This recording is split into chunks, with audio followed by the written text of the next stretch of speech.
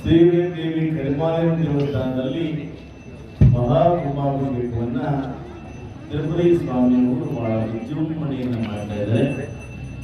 ಆ ದೇವಿಯ ದರ್ಶನವನ್ನ ಎಲ್ಲರೂ ಮಾಡಿ ನಡೆದು ಕೂಡ ಒಂದು ಅಭೂತಪೂರ್ವ ಸ್ವಾಗತವನ್ನು ಕೋರಿ ಆ ದೇವಿಯ ದರ್ಶನವನ್ನು ಮಾಡಿಸ್ತಾರೆ. ಆ ಕುಟುಂಬದ ತಿರುಪತಿ ಸ್ವಾಮಿಯವರ ಕುಟುಂಬ ದೇವಸ್ಥಾನವಾಗಿರತಕ್ಕಂಥ ಈ ಕುಟುಂಬ ಕಾರಣ ಎಲ್ಲರಿಗೂ ಕೂಡ ಅಭಿನಂದನೆಗಳನ್ನು ಸಲ್ಲಿಸುತ್ತೇನೆ.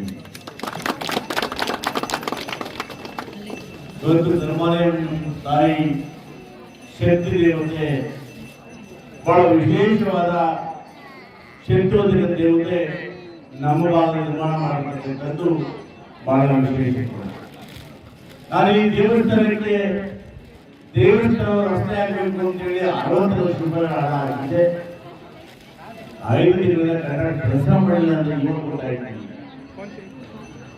ನನಗೆ ಬಂದ ಆಶ್ಚರ್ಯ ಇಷ್ಟೆಲ್ಲ ದುಡ್ಡಿದೆಯಲ್ಲಪ್ಪ, ಡಿಕೆಲ್ ಪ್ಲಾನ್ ಎಟ್ಕೊಂಡು ನೋಡಿಲ್ಲ ಇಂದಿನ ಚಿನ್ನ ಅವನ ಬೇಜಾರಾಗೋದಿಲ್ಲ. ಅವ ಸಿಮೆಂಟ್ ಬಿಟ್ಟು ಸೊ ಏನೇ ಆಗಲಿ ಕಾಂಟ್ರಾಕ್ಟ್ ಮಾಡಲಿ ಹೋಗಿ ಇನ್ನು ಡಿಸೆಂಬರ್ 8 ಈ ಸಂಪೂರ್ಣ ರಸ್ತೆಯನ್ನು ಮಾಡಿಕೊಡ್ತೀನಿ. ಈ ಭಾಗದಲ್ಲಿ ನಿಮಗೆ ಯಾವತ್ತು ಏನು ಕೇಳಿದ್ರು ಇಲ್ಲ ಅಂತ ಹೇಳಿಲ್ಲ, ಎಲ್ಲವನ್ನೂ ಮಾಡಿದ್ದೀನಿ. ನೀವು ಹಾಗೇನೆ ಆ ಕರಿಮಾಲಯ ಆಶೀರ್ವಾದದಿಂದ ನನಗೆ 4 ಬಾರಿ ಆಶೀರ್ವಾದ ಮಾಡಿ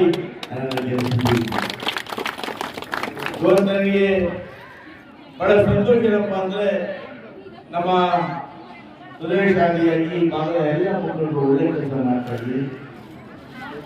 ದೇವಸ್ಥಾನ ಅಭಿವೃದ್ಧಿಗೆ ನಾನು ಕೂಡ ಇವರು ಬಂದು ಸ್ವಾಮಿಗಳು ಏನ್ ಮಾಡಬೇಕು ಅಂತ ಮುಂದುವರೆದು ಹೇಳಿದ್ರೆ ಆ ಸಹಾಯವನ್ನು ಮಾಡಲಿಕ್ಕೆ ನಾನು ತಯಾರಾಗಿದ್ದೇನೆ. ಹಾಗಾಗಿ ಇವತ್ತು ದೇವಸ್ಥಾನ ಉಮಾಭಿಷೇಕ ಬಹಳ ವಿಜೃಂಭಣೆ 3ನೇ ತಾರೀಕಿಂದ ಇವತ್ತಿನ ತನಕ 5 ದಿವಸಗಳ ಕಾಲ ಉಮಾಭಿಷೇಕ ಬಹಳ ವಿಜೃಂಭಣೆ ನಡೆದಿದೆ. ಸಾವಿರಾರು ಜನ ಭಕ್ತಾದಿಗಳು ಬಂದಿಲ್ಲಿ ಆ ಶ್ರೀದೇವಿ ಕೃಪಾಲಯವನ್ನು ಆಶೀರ್ವಾದ ಪಡೆದಿದ್ದಾರೆ.